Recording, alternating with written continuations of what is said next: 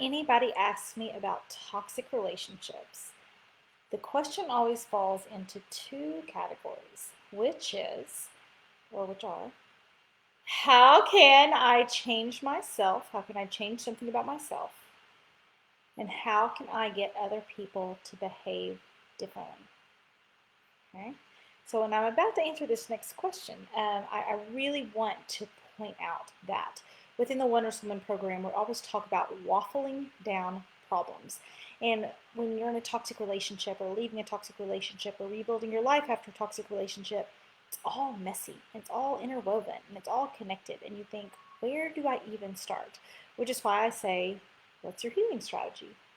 Relief, studying narcissism, drinking with my girlfriends, it doesn't, what's your healing strategy? What's your healing strategy? Because if you don't know what problem you were trying to solve, you don't know if you've ever going to get there, if it's ever going to get better. Okay? And so when you think about a waffle, you could cut out one tiny square of the waffle and eat it. Okay? And when you start thinking about the problems of your life and coming up with solutions for those problems, it's a lot easier to eat one tiny square of the waffle than it is to eat like one noodle from a plate of spaghetti. Okay, so if you ever hear me talk about waffling down thoughts and waffling down problems, that's what it is. Because when you start to simplify problems, you can start coming up with solutions. Okay. So when people ask me about a problem, two categories. One, something about themselves that they can control, that they can fix, and they do have a lot of power over. Or how do I get other people to behave differently? And when you're talking about someone, for example, like in-laws telling your kids, oh, it wasn't that bad, it's your dad's all right, it takes two to tango, okay? That is maddening. It probably makes you feel, if you've been in a toxic situation, that probably makes you feel like you're ready to, like, I think about the gorilla. Who was that gorilla that was like on top of the, on top of the building? I can't remember his name. One of the first movies. But you have that gorilla on top of a huge building, like ripping things apart. That gorilla comes out of your body, especially if you've had suppressed anger for a long time. If you've had suppressed anger for a long time and it comes up, it's like, whoa, where's this anger coming from? Okay? And it's anger that you probably should have felt a long time ago that you're just now feeling. And so if you're in a situation, someone's minimizing behavior, it can make it almost feel like if a gorilla is about to pump out of your chest and pummel everyone involved, which would obviously be a very bad solution to this problem. Okay? But I do want you to recognize that when you talk to any personal coach, any therapist, any person in the healing strategy, they're going to anyone good is going to redirect you from trying to get other people to behave differently because it's so dang hard. It's dang hard to get a toxic person to change because people have their own agendas. And like in the instance where in-laws are minimizing the behavior to maybe their grandchildren, of course they are. Of course they are. They don't want to admit their son is toxic.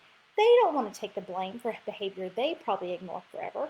They have put blinders on for 25, 35, 45, 55 years. And they are very emotionally invested in their son not being the problem. They're extremely emotionally invested in them not being the problem for raising that son. They're very emotionally invested in covering up the situation. And you are trying to find words to make them completely change their outlook on their entire relationship with their son. So I want you to really think about, for example, it could be someone they work with, it could be a toxic sister or brother, it could be a best friend. But as you go into that problem, the first thing I want you to see is what problem you're up against. or what you're fighting against.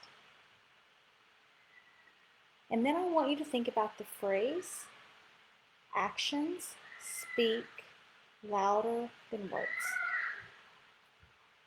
Actions speak louder than words.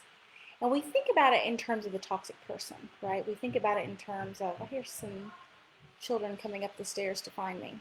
We may have an interest. They were all playing outside. Hi, I'm doing a live. What do you need? You're about to be on here. We'll talk about it in a minute. We're on live. You gonna say hi to everybody? They're leaving right now. At Avery's house? Yeah. Okay, that's fine. Yes. Yes. Yes. I just became mom of the year. Welcome to my real life. Okay, they were all outside playing in the neighborhood, so I thought I would be able to do a live. That was the entry of my daughter. So anyway, when you think about working from home, right? When you think about trying to convince them that their son was the problem, or trying to convince them that they, had some ownership in this problem, no wonder it is so hard. No wonder they don't have ears to hear, and no wonder they are so quick in defending, because they're not only defending his behavior, they're defending their own behavior. They don't want to accept that there's a problem because they don't want to see that they could have been part of the problem. And when you think about the terms, actions speak louder than words. We think about it in reference to the toxic person, but we don't think about it in terms of our own life and our own healing strategy. And it's everything. It is everything, is everything, everything. When you have young kids who are going to hear things, you want to think about your brand of parenting. I talk about it over and over and over. What's your parenting brand?